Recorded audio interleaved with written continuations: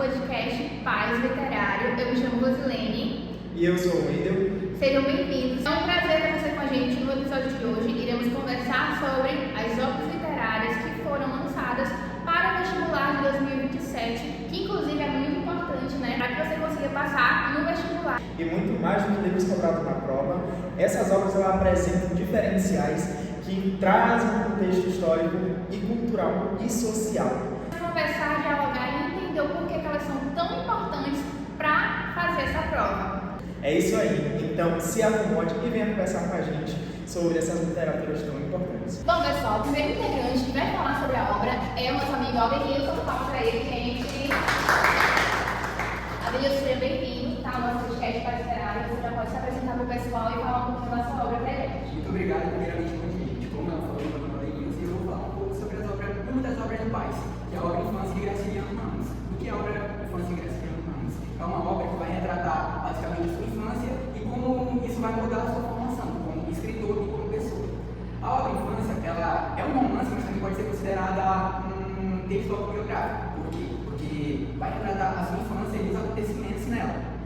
É bastante interessante e legal como o Graciliano ele vai pegar essa visão que nós temos de infância, que como nós falamos de infância, nós pensamos numa época em que nós somos felizes, nós não temos essa responsabilidade e é uma época que nós brincamos, a nossa maior responsabilidade é estudar. E é algo feliz, não é? Como a melhor época das nossas vidas. Já Graciliano Ramos, a infância dele foi totalmente diferente, foi marcada por medo, por dificuldades de aprendizado e um contexto social um pouco complicado, porque naquela época era basicamente o começo do século XX e o fim do século XIX. Existia certo preconceito, tanto racial como social. A família de Graciliano Ramos era uma família, digamos assim, com um patamar social elevado. Mesmo assim, não fez com que Graciliano Ramos tivesse uma infância privilegiada como hoje a maioria de nós temos. Outro ponto interessante é a escola. Naquele tempo, a escola era vista de forma diferente. Hoje, nós até reclamamos que tem muitas atividades, professores chatos, mas naquele tempo era muito pior. Graciliano Ramos tinha a escola com um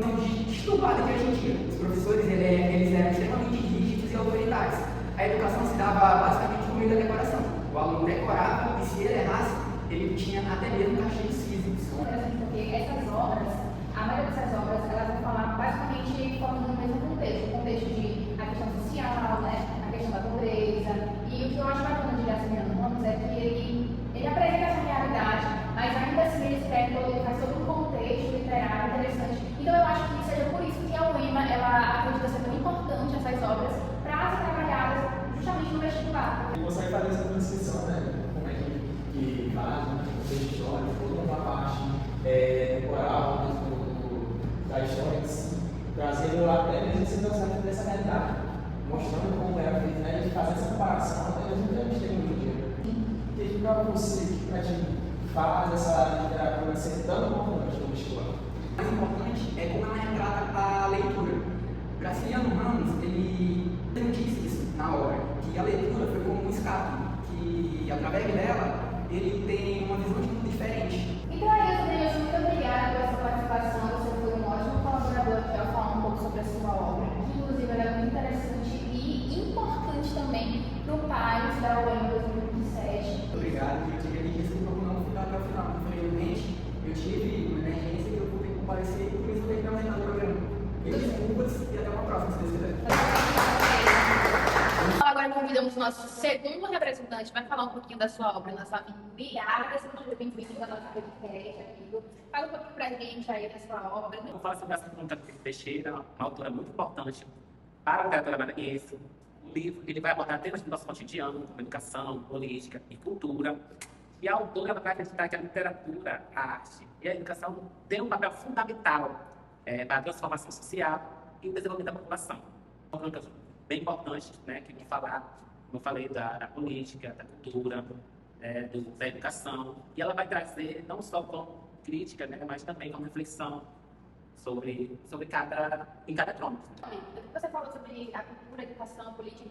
Temas que estão sempre muito presentes hoje em dia, né? Bom, a obra ela vai reunir textos que vão abordar temas, como eu falei, do cotidiano, como a cultura, a política, a arte, os costumes, né, da sociedade. Muito obrigada, a sua apresentação foi muito sucinta. deu para compreender sobre uma obra que expressa esses aspectos culturais, de educação, política, principalmente que até então a gente não pode esquecer que ela está inserida em basicamente todos esses tópicos que você apresentou. Muito obrigada por essa participação, tá? É muito importante, sabe, que o objetivo desse podcast é mostrar para você por que é importante você ler essas obras. Afinal de contas, se elas foram inseridas ali no edital, para que você leia, então, de certa forma, na prova vai vir muitas questões a respeito dessas obras, talvez até na redação, não sei, tá? Mas é importante estar preparado, conhecendo essas 3 obras. Chegamos agora na nossa última apresentação, convidamos aqui a Elaine para falar um pouquinho da sua obra, contar o seu contexto, falando sobre literatura de cordel. Oi, gente, então eu vou falar um pouquinho sobre, como já foi falado, né, literatura de cordel de Código Carolina. Então, o livro de Código Carolina, né, é um livro de poesias roteiristas que é dividido em 2 partes. Na primeira parte contém 28 poemas e na sua segunda parte contém 15 poemas. A obra de cordel foi publicada em 1976, em um período onde a literatura brasileira passava por uma valorização crescente da cultura regional e das tradições populares. Código Carolina, ela vai relatar e transformar as situações do cotidiano em poesia. Vai escrever sobre a vida do interior, o trabalho das lavadeiras, a natureza, a infância, a velhice, o amor, a solidariedade, a fé e a passagem do tempo. E a intenção dela, nessas suas poesias, é dar voz a esses marginalizados. Ela também conta um pouco da sua vida. O que tu achas que essa obra ela tem uma contribuição para a nossa literatura? Então, porque, como já foi falado, né, é uma obra que ela retrata muito o cotidiano, retrata muito o regionalismo. Então, ela vai fortalecer, né, a cultura popular, que é a cultura nordestina, que é retratada, aproximar o leitor e mostrar que a experiência humana ela pode se transformar em arte e contribuir, né, para a valorização da identidade e das tradições brasileiras. A linguagem é uma linguagem muito simples, muito acessível, próxima da fala popular, né, como a gente tem costume de falar. E assim a autora consegue transmitir, né, as mensagens sobre a vida e sobre os valores humanos. É bem compreensível mesmo, muito fácil de ser entendida.